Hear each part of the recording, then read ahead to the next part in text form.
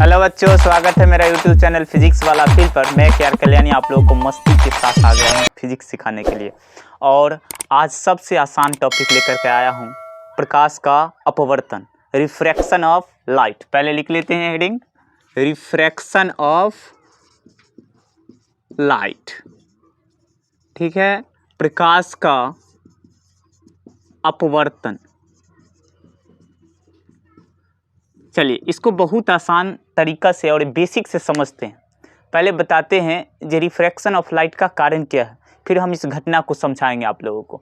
देखिए, refraction of light को कारण को समझिए। हम लोग जानते हैं जो अलग अलग माध्यमों में प्रकाश की चाल अलग अलग होता है, और हवा या निर्वात में प्रकाश की चाल सबसे अधिक 3 × 10⁸ मीटर प्रति सेकेंड, और अदर जो भी माध्यम हो, पानी हो, कांच हो, कोई भी माध्यम हो, उसमें प्रकाश की चाल अपने अपवर्तनांक के अनुसार अलग अलग होता है। ठीक है, और जैसे ही अपवर्तनांक बदलेगा तो आप लोग जानते हैं जो प्रकाश की चाल भी बदलेगा।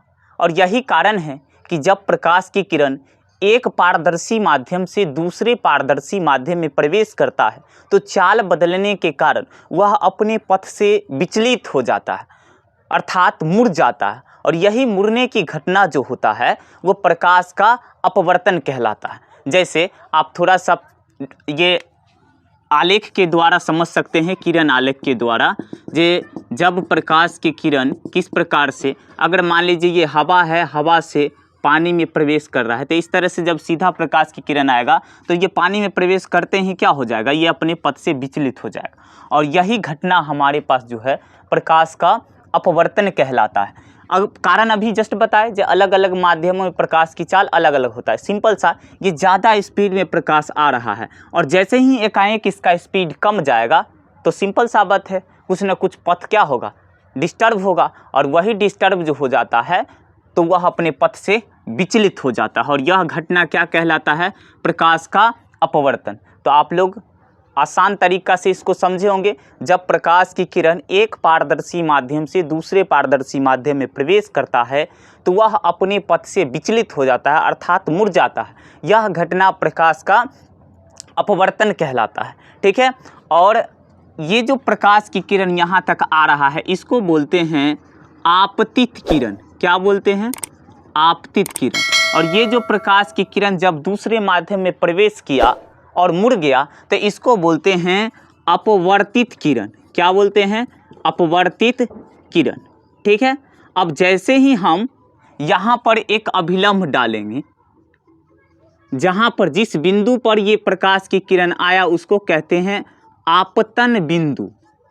ठीक है, अब जैसे ही इसको अभिलंब डाले हैं तो अभिलंब और आपतित किरण के बीच जो कोण बनता है उसको बोलते हैं आपतन कोण। इसको आई के द्वारा डिनोट करते हैं। ठीक है, और नीचे जो है अभिलंब और अपवर्तित किरण के बीच में जो कोण बनता है उसको क्या बोलते हैं, तो अपवर्तित किरण, अपवर्तन कोण। देखेंगे 3 गो कंडीशन अपवर्तन से संबंधित बहुत सारा चीज़ पूछते रहता है, और वो क्या है थोड़ा सा समझिए।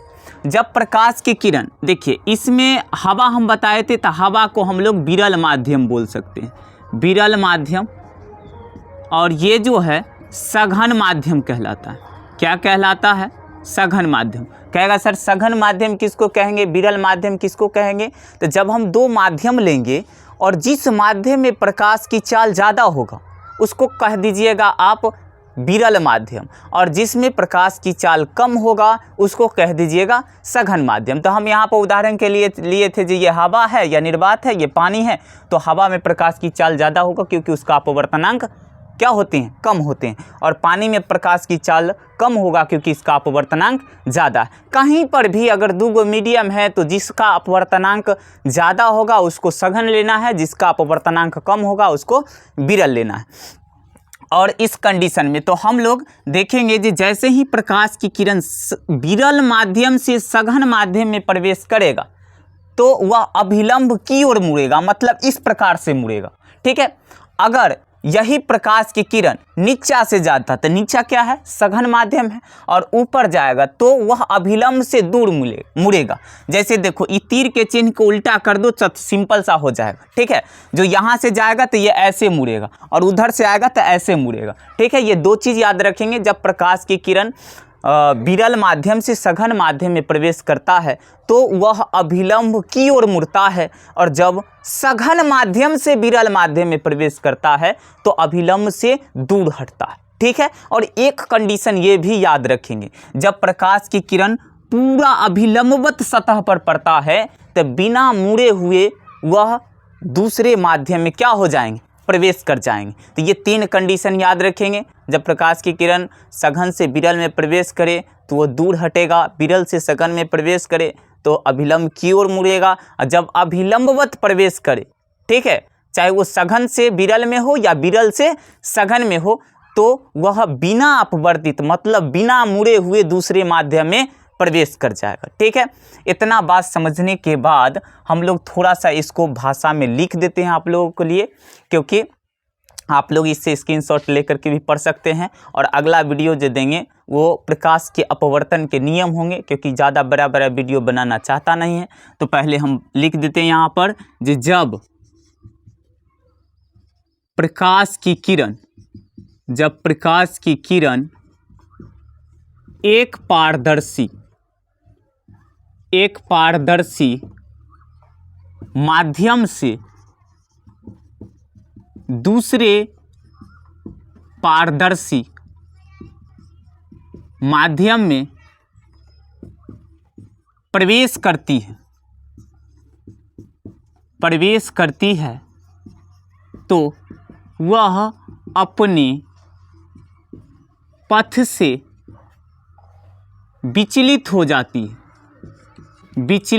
जाती है। यह घटना प्रकाश का अपवर्तन कहलाता है। ओके, समझ गए होंगे प्रकाश का अपवर्तन। छोटा सा वीडियो था, उम्मीद करते हैं आप लोगों को समझ में आ गया होगा। फिर से मिलते हैं, ये अगला वीडियो में प्रकाश के अपवर्तन को नियम को लेकर के आते हैं, और वो बहुत इम्पोर्टेंट है और सबको समझना है, और उसमें और मज़ा आने वाला है, क्योंकि स्नेल के नियम जो किताब में आप पढ़े होंगे समझ से बाहर होगा, या कुछ समझे होंगे तो सिर्फ रट्टा मारे होंगे, उसको हम जनरली बहुत आसान तरीका में समझाएंगे जो आगे आपको काफ़ी काम देने वाला है। फिर से मिलते हैं नेक्स्ट वीडियो में। जय हिंद।